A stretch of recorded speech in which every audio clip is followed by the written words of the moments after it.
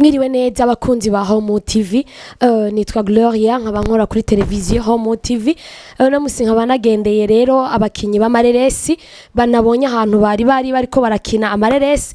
Twagomba rero tuvugane n'umukinyi umwe mu bakinyi nahasanze.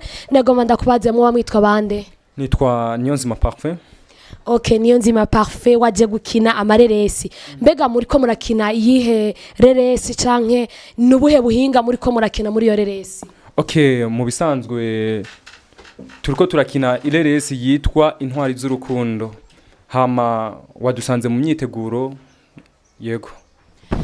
Muriko murakina Intwari z'urukundo. Ariko mu kugira ngire ico ndakubaza Parfait, ngomba ndakubaze ngo mbega iyo uvyutse nikiye kintu ca mbere ubanza gushira imbere mu buzima bwawe? Nikiye kintu ubanza gukora? Ni giki ubanza kwitaho?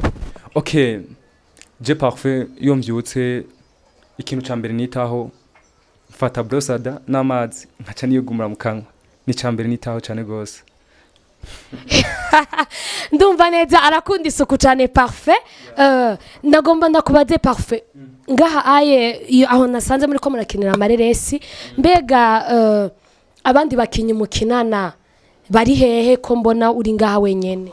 Okay, mu bisanzwe abakinyi dukinana bagiye gufungura, nasigaye ngaha anya ndiko ndi prepara nanje mu kanya gato ndagenda gufungura. Sawa. Mbega muri yireresi wewe uboneka nkande? Uzokina uri mu acteur canke bimeze gute? Okay, muri yireresi sindi mu acteur, sanze ndi mufigira mu bandi. Hama hole nakinye mbesha narumubeshi.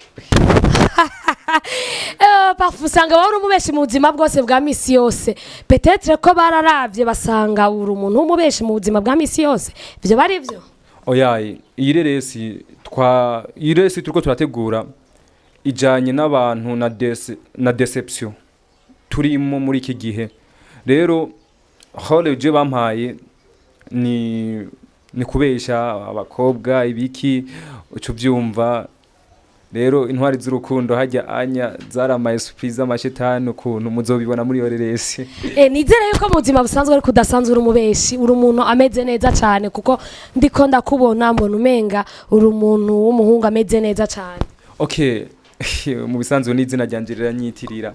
Okay, umuntu ari Parfait n'umuntu w'intungane nawe cyo byumva.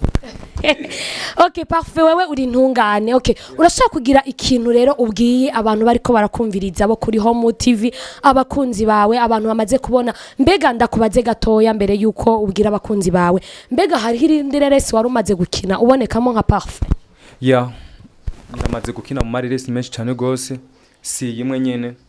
Sanzwe ndi umukinyi w'amafilme, niko kazi kanje kamisi yose. Hama ico no barira abafanzi biwanje mwitegire resi irikiraza vuba, kandi ireresi yakinywe n'umugwi witwa GFS musanzwe muzi. Ego ndashimiye cyane gose TV yacu, abamenyesha makuru bo kuri Home TV bama batwitaye kira misi bakaduha ibiganiro. Vraiment respect, mubandanye mutwitaho muteze imbere by'iwacu. Merci. Urakoze Parfait kuduha umwanya wo gushaka kuganira nawe. Hama nagomba ndabatumiriye kugira subscribe mukunda ivy'iwanyu. Parfait urashaka kubwira abagenzi bawe akajambo kanyuma ukagira ico babwiye abafanzi bawe bariko baragukurikirana kuri Home TV? Okay, nagomba mbare abafanzi banje bakunda amareresi nkinamo. Vraiment mubandanye mudushigikira mutwama inyuma, natwe akaniko kazi kiwacu tuzobandanya dukora. Ciao ciao. Sawa murashaka gukanda subscribe kugira ngo mukunde televiziyo yacu Home TV.